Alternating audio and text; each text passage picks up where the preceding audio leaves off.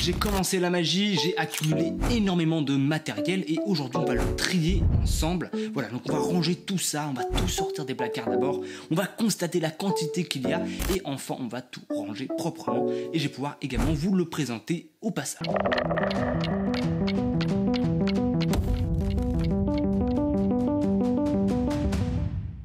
Ok, donc dans ce plan un petit peu particulier, on se retrouve avec le placard certainement le plus chargé que j'ai.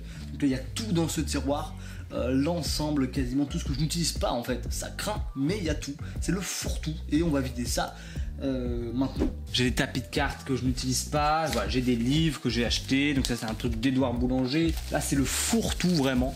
J'ai 17 000 jeux de cartes truqués, c'est quasiment tout ça, c'est tous les jeux de cartes, les fakes, cet extraordinaire achat que j'espère vous n'avez pas fait l'erreur de faire. 52 Shades of Red de Shinim, la plus grosse arnaque sur cette planète.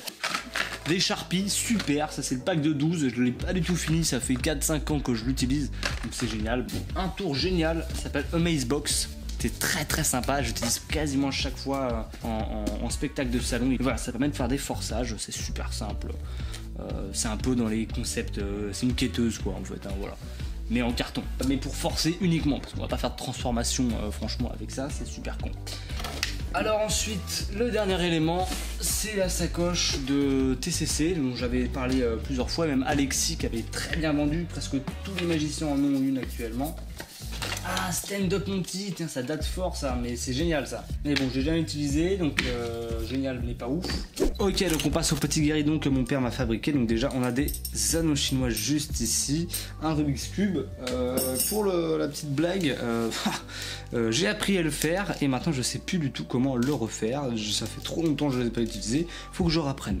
Là-dedans, le papier flash, je vous montre. Donc papier flash que je conserve dans une pochette plastique que je laisse ouverte et que je mets à l'intérieur du carton pour éviter que ça moisisse ou que ça soit inutilisable. Ici on a du coton flash, voilà, utile pour un produit dont je vous parlerai certainement dans une des prochaines vidéos. Des balles mousse, comme je vous disais, des teintes de malade à cause du rouge, bleu, des cartes de visite, des paplards, des trucs, des stylos. Mais qu'est-ce que c'est que cet endroit là, ça n'a aucun sens. Et j'ai même ici à l'intérieur, plein de poussière, un tapis, voilà, de TCC, vous voyez ce format. Donc je vous avais parlé, j'avais fait une vidéo, je crois bien, sur les meilleurs tapis de cartes il y a très longtemps. Donc si vous voulez aller la voir, pourquoi pas. Ok, donc là c'est quand même des tours que j'utilise un poil plus. Et donc bah, c'est parti pour ce dernier endroit, ce placard. On a pas mal de livres, voilà, donc ça c'est un livre pour articuler. Ça aussi, ça c'est un truc pour l'entraînement théâtral. Des DVD, donc on a David Stone, là on a la magie des ABC, la magie des pièces, David Stone, volume 1, volume 2, David Stone, The Real Secret of David Stone, qui est génial. Et en fait je les ai en double parce que je vais pouvoir vous les offrir dans un concours, je pense certainement à Noël. Voilà. Ok, alors ensuite l'encyclopédie des routines de cartes de Jean-Pierre Vallerino, dont je parle régulièrement, qui est super cool. Le DVD Splash Bottle et un DVD Maestro la magie des cordes qu'on a eu au Dream Days cette année avec Magic Sam.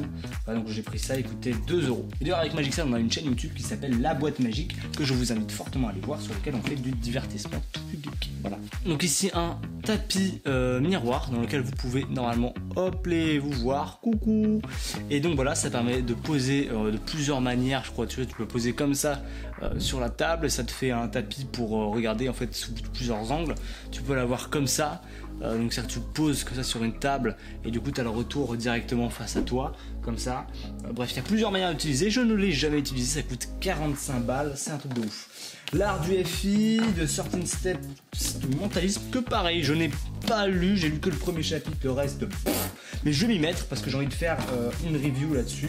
Profession pickpocket, pareil, j'ai envie de m'y mettre, ça j'ai envie d'apprendre au moins le vol montre, truc super classique quoi. Voilà, c'est toujours très sympa. On a fini cette partie, mais il en reste encore, c'est pas fini, accrochez-vous. Ok, c'est la vidéo où on voit le moins mon visage, c'est un truc de ouf. Mais du coup, je termine les présentations sous cet angle. Donc déjà, on a des cartes des phénix. Ça n'a rien à voir, vous l'aurez deviné. Un tapis, petit tapis de cartes comme ça, voilà. Hop, un super truc dont je vous parlerai certainement prochainement. Voilà, un billet de 5 $ qu'on m'a pareil offert en pourboire, super anecdote, très cool. Il y a d'ailleurs un peu de sirop qui a dû couler dessus puisqu'il est un peu rosé, ça fait un truc très sympa. Ici un Svenpad préparé, voilà. des cartes de visite, des balles mousse et enfin ici le petit bébé, le petit joujou, magnifique, sublime. C'est pareil, c'est la même chose que vous avez vu tout à l'heure là-bas, donc la sacoche mais en cuir, enfin en faux cuir, qui est un peu plus stylé je trouve, un peu plus classe, voilà, et on va finir par tout ranger là-dedans. Enfin, on pourra pas tout ranger, vous l'aurez deviné, hein, mais ce qui sera le plus utile. Et enfin, donc box office qui est juste là, et je crois qu'on termine là-dessus, qui est en très mauvais état parce qu'il a passé beaucoup de temps dans mes poches quand j'étais au restaurant. Enfin on revient à un plan normal. Bon, vous avez pu voir que j'avais beaucoup de matos, enfin j'en ai toujours beaucoup d'ailleurs, mais du coup là maintenant j'ai trié. Alors comment j'ai procédé? Déjà j'ai tout mis en fait sur mon lit. Je me suis dit ça permet également de prendre conscience de l'ampleur de ce qu'il y a. Ça remplissait le lit en fait. C'est vraiment pas mal, je pense qu'il y a au moins 2 voire 3000 € de magie facilement. Donc c'est beaucoup, donc accumulé sur 5 ans. Voilà, à vous de juger si c'est correct ou pas, mais bon, c'est pas le débat du jour. Là, ce qui est aussi intéressant, c'est de se rendre compte de la quantité de ce qu'il y a. Donc, comment j'ai procédé? D'abord, j'ai séparé en différentes catégories. Donc, j'avais séparé dans tout ce qui est partie cartes, tout ce qui est partie pièces, les balles mousse, tous les accessoires, objets, les emballages. Comme vous les avez vu, il y en avait pas mal. Les livres, les DVD, bref, j'ai un peu tout séparé. Et ensuite, j'ai trié en 4 catégories. Enfin, après, j'ai procédé de 4 manières. J'ai pris les 2 sacoches et j'ai trié du plus au moins important. Donc dans les 2 sacoches, c'était donc logiquement ce qui était le plus important. La sacoche brune, c'était la plus importante, voilà. Donc le top 1 de number 1 de ce que j'utilise. Sacoche numéro 2, c'est ce qui passe en dessous.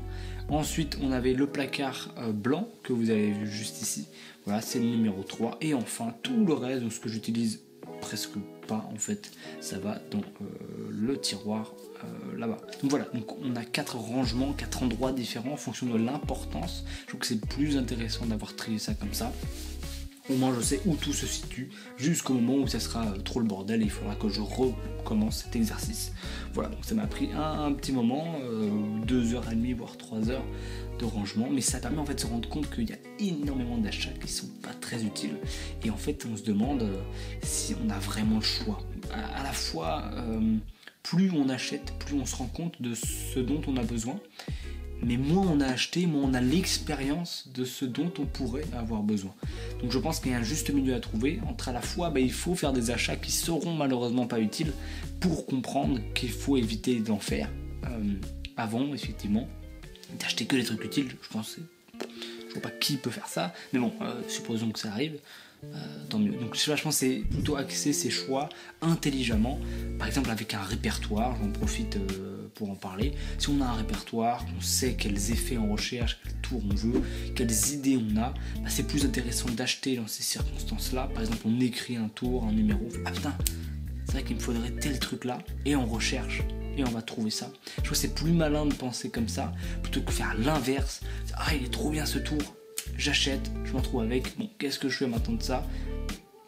C'est intéressant, mais du coup on aura plus tendance à dépenser de l'argent dans des choses dont on ne va pas se servir avec ce procédé là. Voilà, donc je vous invite à acheter mieux.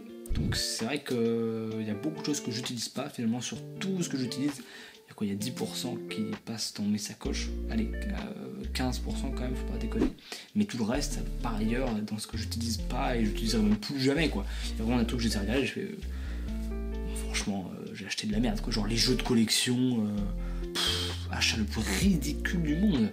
Gardons notre argent pour des trucs plus intelligents. Bref, voilà, j'espère que cette vidéo t'aura plu. Si c'est le cas, n'hésite pas à la liker, à t'abonner. Et on se retrouve très prochainement. C'était Neuf de Pique. À très vite.